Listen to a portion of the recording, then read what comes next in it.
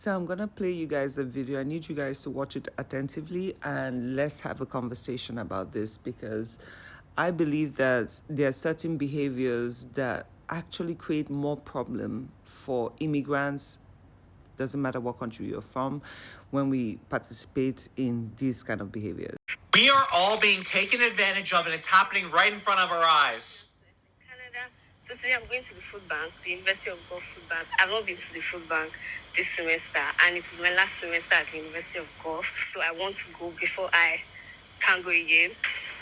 Guys, we have a crisis in our food banks, okay? 2.2 million people now are relying on food banks. This is an international student. International students should have the financial wherewithal to not have to go take free food. We're being taken advantage of, and people that need it are not getting the food that they need. This is sickening. We have so many people starving, so many people actually homeless that need this.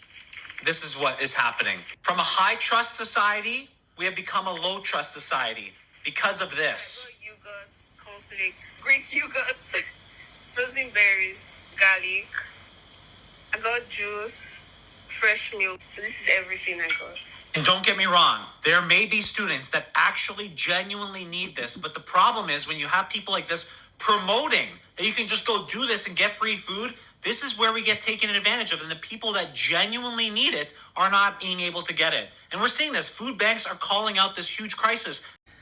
Now, this is a very serious situation, and let me explain why. Sometimes I always say people will use their own hands to destroy the benefits that are coming their way. Now, this situation is happening in many different countries. You see people going to places like China, for example, and finding easier ways to maneuver and move around the system. And what do? They pick up their phones, they make a whole video for either entertainment or for reactions. And guess what? It now makes the authorities focus on immigrants even more. You do this all over the world, and I don't understand it. What should be in your benefit, you destroy it for everyone else that is coming behind you. Now, what this young lady did is actually not legal, right? There are certain food banks all over cities in Canada and in many European countries, right, where those foods are contributed either by the government or normal citizens who just want to help those that are either homeless or don't have what to eat and all that. Now, it is not a place for a foreign student to go literally shopping at or go just pick up groceries.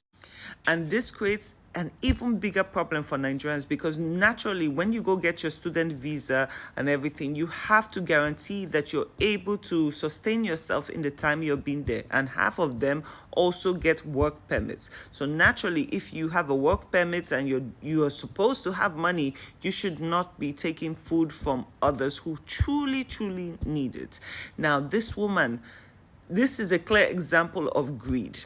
Now, let's say you do have your work permit, you're a student, and you just want to pick up a few things.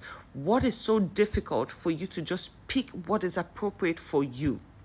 A food bank is not a place where you go and store food for a month straight or a whole week straight. It's supposed to go round. So what she did is completely and utterly unacceptable and greedy. It is greedy. We see people in Nigeria here also, when they go for weddings, all of a sudden they're packing plates and plates of food because they want to go give their aunts at home. This is unacceptable behavior. I thought this behavior would be restricted to Nigeria and let's try to work on finding a way to change it, but no, we're now moving it outside. And then when people start treating Black people or Nigerians negatively and the racism comes out, we would complain. We would complain because, oops, now it doesn't suit our standards. This behavior this woman filmed is going to only make them over there feel more uncomfortable with even the wrong person. They could be an innocent person who is completely starving, but because they have observed this behavior now, which is publicly presented, they're going to treat every Black person as sus. Do you understand? It's not like they have a bodyguard standing at the door asking, oh, let me see your ID. Are you working? Are you really in need? No. Let's do better. The mistakes we choose to make as Nigerians in other countries will affect not just you, but the rest of the world.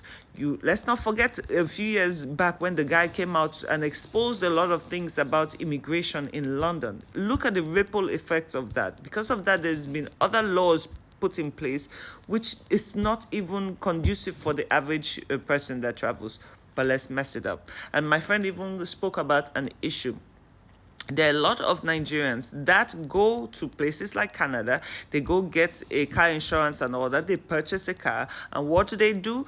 They send that car directly from the dealership. They send it straight to the depot where it's supposed to be shipped out, or to customs to be shipped out to Nigeria.